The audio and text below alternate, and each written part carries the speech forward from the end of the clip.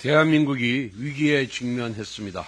미국 트럼프 행정부 출범 이후 관세 압박에 이어 미국이 한국을 민간국가 및 기타 지정국가 목록에 지정한 것으로 알려지고 미국 국방부 장관이 방한 일정을 검토하다가 취소하는 등 외교안보 위기 상황이 중첩되고 있습니다. 문제는 결국 정치적 혼란에서 비롯된 것입니다. 민주당은 북한, 중국, 러시아를 적대시했다는 미국과 서방 세계가 경악할 만한 사유를 들어 윤석열 대통령을 탄핵했습니다. 곧이어 주미대사 출신 대통령 권한대행 한덕수 총리까지 탄핵하였습니다. 국방부 장관도 공석이 이어지고 있습니다. 그리고 권한대행의 대행인 최상목 경제부총리마저 탄핵하겠다는 협박을 허구한 날 반복하고 있습니다. 거대 야당의 탄핵 폭주로 인해 우리 정부 인사는 언제 어디서 언제 누가 직무정지를 당할지 모르는 상황입니다. 이러한 대혼돈 속에서 미국을 비롯한 우방 국가들은 대한민국의 누구와 함께 민감한 문제를 다뤄야 할지 가늠이나 하겠습니까?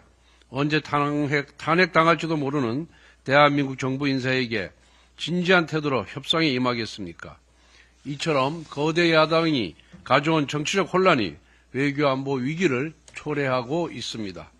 급한 불부터 끄는 방법은 먼저 헌법재판소가 한덕수 총리에 대한 탄핵을 하루빨리 기각시키는 것입니다. 한 총리는 대통령 권한대행으로 돌아와서 당장 국방부 장관부터 임명해야 합니다. 민주당은 국민 앞에서 더 이상 탄핵 발의는 없다고 천명해야 합니다. 그런데 민주당의 행보는 정반대입니다. 엄중한 경제외교 현실에는 일말의 관심도 없이 우리 안보와 산업에 직결된 형법상 간첩죄 개정안은 꾸준히 발목 잡고 있고 반도체 특별법은 주 52시간제 예외와 같은 핵심 사안을 삭제해버린 채 패스트 트랙을 악용하여 1년 넘게 묵혀버리려고 합니다. 그러면서 삭발, 단식, 도보행진, 장애 집회 등 총력 투쟁을 벌이며 대통령 파면만 앵무새처럼 외치고 있습니다. 민주당이 왜 이렇게 불안해 보이는지 모르겠습니다. 이재명 대표의 절친 문영배 대행이나 어떤 루트를 통해 헌법재판관 개개인의 의견을 전달받아서 그런 것입니까? 대통령 탄핵 선고 이후에 작금의 국가적 혼란을 멈추려면 정치권의 탄핵 심판 선고에 제대로 승복해야 합니다. 우리 당은 대통령 탄핵 심판 결과에 승복하겠다는 공식 입장을 밝혔습니다. 헌재의 판결은 단심제이고 당연히 승복할 수밖에 없습니다. 승복해야만 합니다. 그런데 민주당은 지금까지 8.8패 탄핵 선고 결과에 대해서조차 승복하거나 반성하지 않고 있습니다. 대통령 탄핵 선고에 대해 과연 승복할지 의문입니다.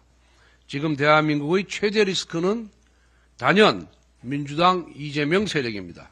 이재명 단 한 사람의 정치적 안위와 대한민국의 미래를 맞바꾸려고 하는 민주당의 방탄 정치는 그 자체로 국민적 탄핵의 대상이 될 것입니다. 현재 이재명 대표는 8개 사건에서 12개 혐의로 5곳의 재판부에서 재판을 받고 있습니다. 이제 이재명 대표도 사법부 겁박은 그만두고 본인에 대한 판결을 겸허하게 수용하겠다는 뜻부터 온 국민 앞에 약속해야 합니다. 지난 14일 민주당은 국민의힘과 정부가 제시했던 소득 대체율 43% 안을 수용하겠다는 입장을 밝혔습니다. 정부안 제출 6개월 만이고 국민의힘이 특위 구성을 전제로 모수개혁 우선 처리에 동의한 지 한 달여 만입니다. 비록 늦었지만 다행스러운 결정입니다. 그러나 여기에서 멈출 수가 없습니다. 이번 모수개혁만으로는 국민연금 고갈 시점을 겨우 8년 늦출 뿐입니다.